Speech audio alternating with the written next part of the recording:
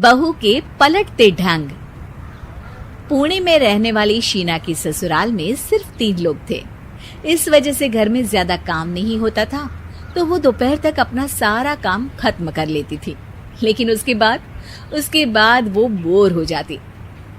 इस वजह से उसने शिनचैन कार्टून देखना शुरू कर दिया, जो धीरे धीरे उसके व्यवहार पर इतना इफेक्ट करता गया कि वो खुद भी शिनचैन जैसी ही बातें करने लगती है। एक रात डिनर करते हुए, अरे बहू, जरा अचार तो देना। ओहो ससु माँ, आपसे इतना काम भी नहीं होता। इस तरह तो आप जल्दी जल्दी बुढ़िया हो जाओगी। अरे शीना, ये तुम कैसे बात कर रही हो? आपको तो कुछ भी समझ में नहीं आता। ये शीना का शिनचैन स्टाइल है। ऐसा बोलकर शीना वहाँ से चली जाती है। अगली सुबह शीना सबके उठने से पहले ही घर का काम खत्म करके कार्टून देखने बैठ जाती है। अरे वाह बहू, कमाल ही कर दिया। इतनी जल्दी सारा काम खत्म कर दिया।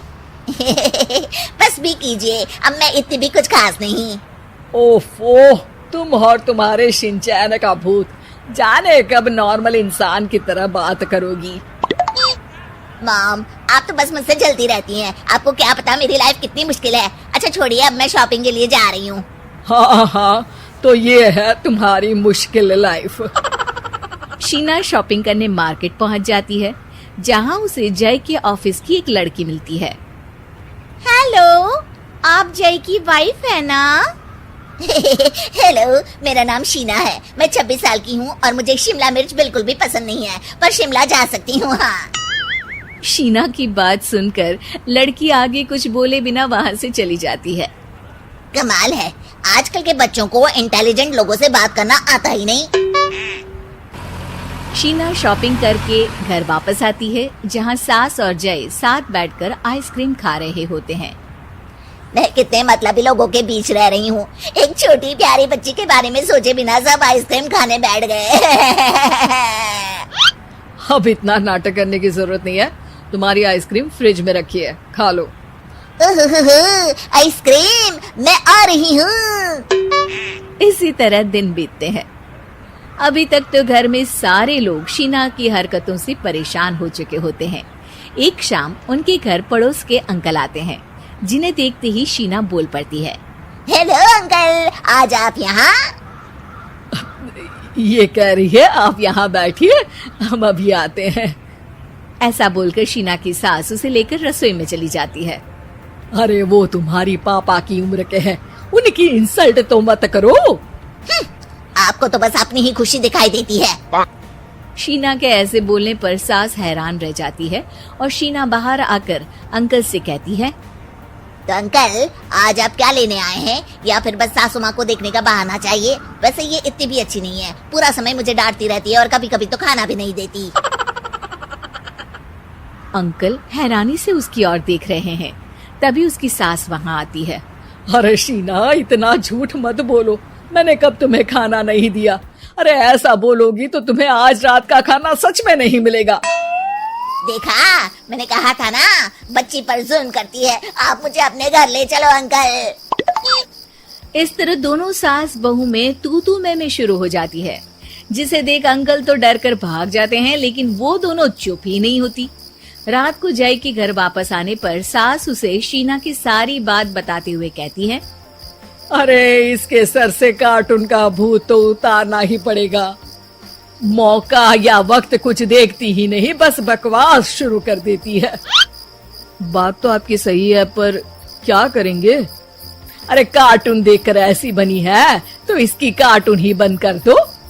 हाँ, कार्टून बंद करके कुछ समझदारी वाली चीजें दिखाते हैं। जियोग्राफी दिखाना शुरू कर दो ना, क्या पता कुछ अकल आ जाए।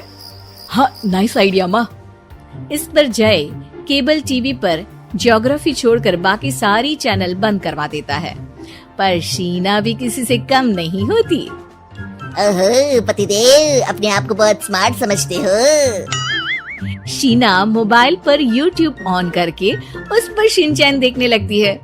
शीना की इस स्मार्टनेस को देखकर जय तो बेचारा सर खुजलाता ही रह जाता है। हमने इसे जरूरत से ज्यादा अंडर एस्टिमेट कर दिया, अब क्या करें माँ? अरे इंटरनेट बंद करवा दे बेटा। शीना को कार्टून की दुनिया से बाहर निकाल वापस इंसान बनाने के लिए अब जय इंटरनेट भी बंद करा देता है, जिससे शीना परेशान हो जाती है। सब मेरी खुशी से जलते हैं, पर अब क्या करूं? शीना सोच में पड़ जाती है, लेकिन कोई आइडिया नहीं मिलता, जिस पर मजबूरी में वो ज्योग्राफी देखना शुरू कर देती है। लगता है अब कुछ ही दिनों में इसके सिर से शिनचैन का भूत उतर ही जाएगा। हाँ बेटा, उम्मीद तो यही है। दिन बीतते हैं और घर में सब शीना के बोलने का इंतजार करने लगते हैं, लेकिन शीना टीवी में ऐसी खो जाती है कि उससे पूछे सवालों का हाँ या ना के अलावा और कुछ जवाब ही नहीं देती। देखते ही देखते हफ्ता बीत जाता है, तो सब्र का बांध तोड़ते हुए जय टीवी बंद कर खुद ही शीना से बात करने बैठ जाता है।